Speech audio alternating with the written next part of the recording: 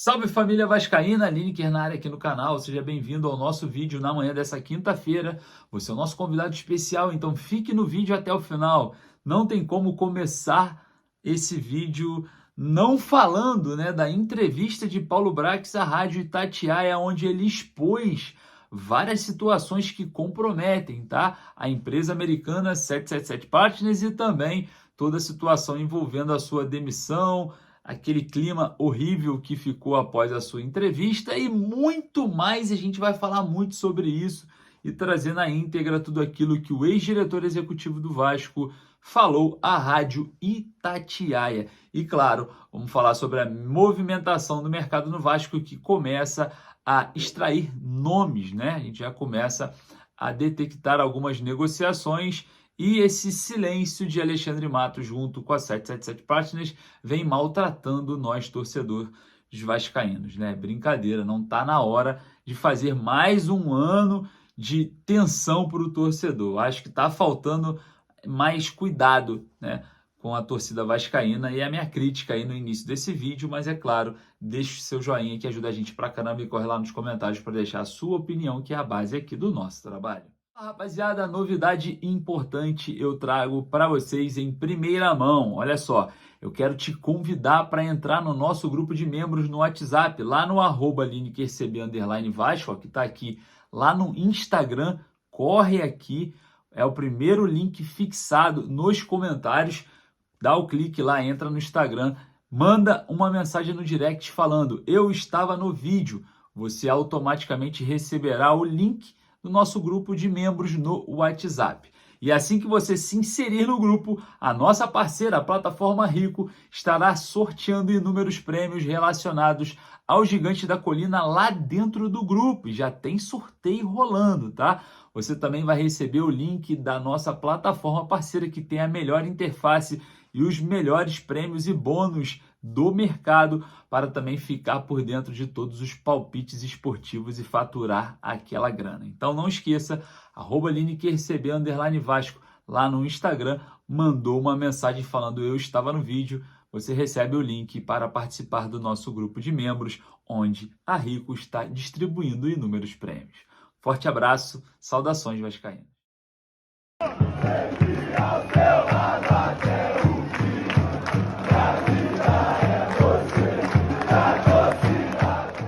Começar esse vídeo falando sobre a tão polêmica, entrevista que aconteceu ontem à noite de Paulo Brax à Rádio Itatiaia, falando do seu percurso de 2023 do Vasco como diretor executivo. Olha, muita coisa comprometedora. O ex-diretor executivo falou à Rádio Mineira e a gente vai trazer para vocês na íntegra todos esses assuntos e, claro, começando a falar sobre a crítica da demissão, Aquela situação que ele esteve ali na entrevista coletiva junto com o Ramon Dias, que teve a questão da olhada do Ramon para o Emiliano, um clima que ficou muito ruim no dia seguinte, e eu vou trazer para vocês toda a fala do Paulo Brax, agora exclusivo na Rádio Itatiaia. Desligado 9 horas da manhã. A decisão já estava tomada, Thiago. Não foi tomada naquela noite, porque a gente consegue um êxito, E todo mundo comemora bastante no vestiário. Algumas pessoas comemoraram no campo. Até diretores que não frequentam o vestiário, não frequentam futebol, não frequentam o CT, foram pro campo abraçar o jogador. Então era um clima de festa. Eu discordo, Guilherme, se a torcida tem esse viés de insatisfação. A torcida comemorou muito a permanência do Vasco na Série A. Porque sabe que é o primeiro ano do projeto. Sabe que o Vasco, ele destrava um primeiro ano para entrar num segundo ano de projeto muito mais forte. Quando eu digo que eu peguei um time de Série B e entreguei um time de G7 da Série A, é a verdade, a gente foi sétimo colocado no retorno. E se considerar a vitória contra o América, que foi um jogo atrasado, a gente ficou entre os 5, uma campanha de Libertadores. Aquele constrangimento da entrevista, ele poderia ter sido evitado, se as pessoas tivessem um pouco mais de respeito comigo, mas não tiveram, e vida que segue. Eu conversei com o Ramon no dia seguinte, e ele se assustou com relação a esse meme. Eu não vi o vídeo, mas depois eu fiquei sabendo do vídeo. E, na verdade, ele tinha comentado com o Emiliano, o filho dele, que foi pela primeira vez também numa coletiva, que eles não estavam certo que ficariam. E esse comentário dele foi um comentário que gerou um tempo em que ele viu eu dizendo que, obviamente, eu queria que ele ficasse, até porque ele tem contrato, e pareceu que ele já sabia, mas ele não tinha ciência de absolutamente nada. Ninguém sabia de nada. Tirando a pessoa que foi a executora do desligamento, ninguém sabia de nada. Ninguém desconfiou de nada. E a revolta no dia seguinte foi muito grande, de funcionários, de jogadores. Mas passou, Thiago. Passou, Guilherme. Os erros eles foram corrigidos, o êxito foi alcançado no final do ano. O Vasco tem hoje um elenco que vale pelo menos 4 vezes mais do que valia na Série B, depois de 2 anos de Série B. Um elenco que precisa de poucas peças. E quando eu vou para a entrevista e falo do planejamento, o planejamento estava pronto. Realmente o planejamento estava pronto, eu tive que rasgar o planejamento. Eu não entreguei para o Matos o planejamento, porque agora é com ele. E também tem competência de sobra, é uma referência para mim, tanto ele quanto o Caetano, para tocar o projeto. Mas ali foi um constrangimento que poderia ter sido evitado. Porque se era para eu ser desligado horas depois, não me deixava ir para a coletiva para falar de planejamento. Não para por aí. O ex-diretor executivo Cruz Maltino também falou sobre a situação envolvendo o planejamento de 2023 da empresa americana 777 Partners.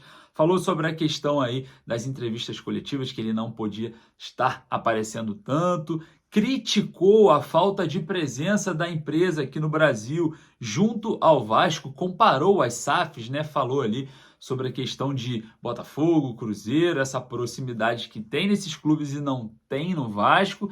E, claro, falou também sobre o planejamento secreto da empresa americana, secreto e polêmico, tá? E eu vou trazer para vocês o que o diretor executivo Paulo Brax, que esteve presente esse ano no comando, né, da Vasco SAF, falou à Rádio Mineira. Estrangeira, uma gestão, ela é distante fisicamente, diferente, por exemplo, do Botafogo, diferente do Cruzeiro, e os donos, eles se fazem presentes. Isso não aconteceu no Rio de Janeiro.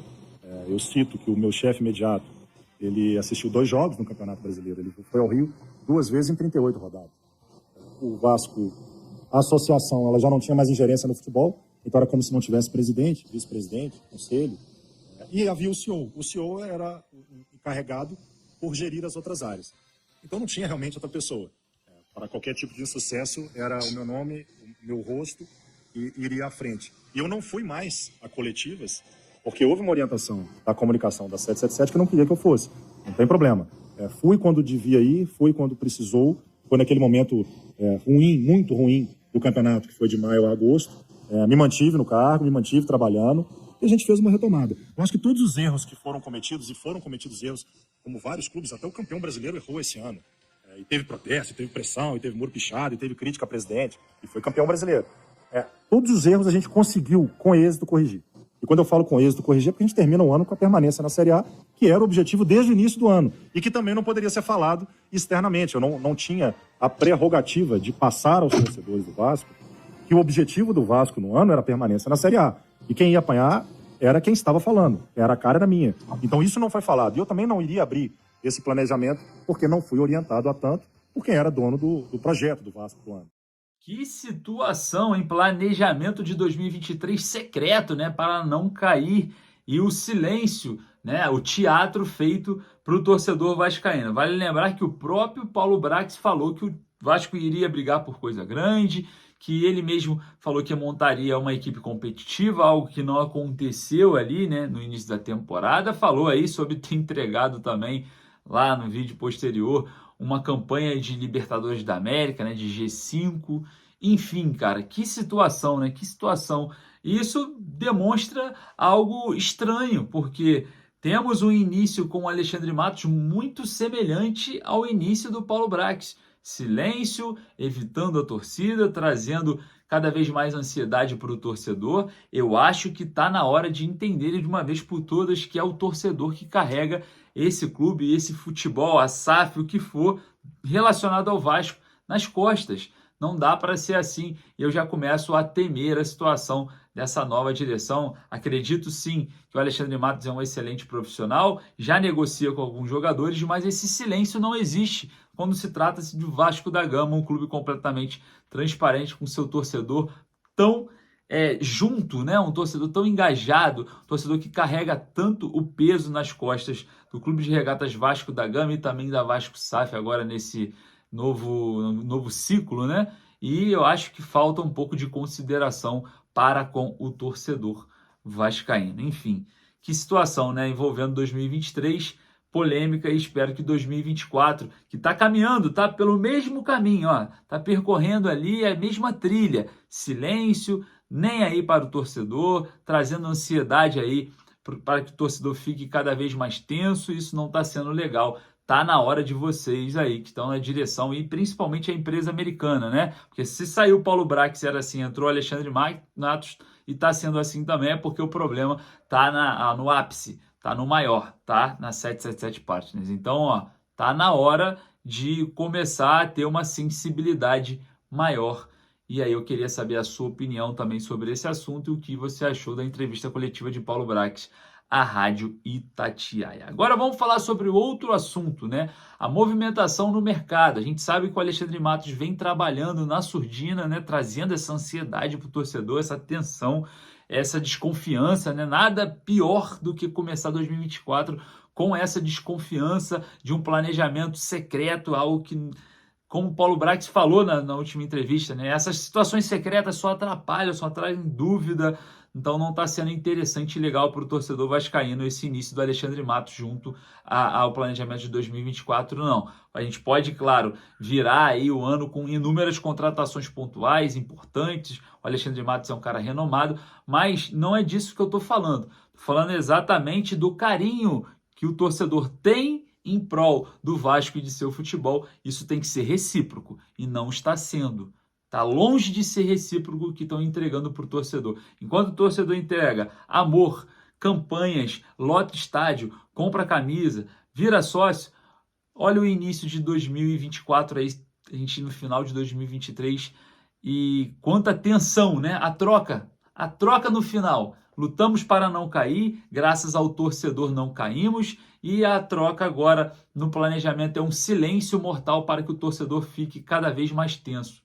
Tá certo? Vocês estão certinhos, tá? Para não dizer o contrário. Mas vamos falar aí de nomes que externaram, né? Nomes que apareceram no mercado que o Vasco estaria abrindo negociações. O primeiro é o atacante Ferreirinha do Grêmio, diga-se de passagem, jogador que também tem negociações com São Paulo e Bahia. Parece que o Bahia se aproximou aí de uma proposta muito boa para o jogador, e se o Vasco quiser avançar nessas propostas do Ferreirinha, vai ter que abrir os cofres. O outro nome é o Léo Duarte, o zagueiro que pertence ao Başakşehir, né, lá da Turquia, o clube que o Souza está acertando a sua ida. Tem contrato muito longo com a equipe turca e se o Vasco for avançar numa proposta vai ser por empréstimo, e outros clubes do Brasil também estão de olho no jogador. Agora, especulações que nós apuramos, a situação envolvendo Hugo Moura, volante do Atlético Paranaense. A sondagem que aconteceu, uma suposta sondagem, não procede, já foi desmentido aí pelo Eduardo Duran, o empresário do jogador. Também, em alguns contatos que eu fiz, descobri que o Bahia está disposto a comprá-lo em definitivo, e o América Mineiro tentando ali uma troca com o Mastriani, né? Que o Atlético Paranaense quer o Mastriani e o Hugo Moura pode ser uma moeda de troca. E o Vasco, até então, nada. E outra situação importante também é o lateral esquerdo Ismaili, lá do Lille da França, né? O lateral esquerdo de 33 anos de idade. Segundo as últimas especulações, o Vasco teria procurado o jogador, mas não procede, foi desmentido pelo próprio atleta e também pelo seu staff. Eu queria agradecer aí a sua presença nesse vídeo e, claro, a gente volta com mais informações. Forte abraço, saudações vascaínas.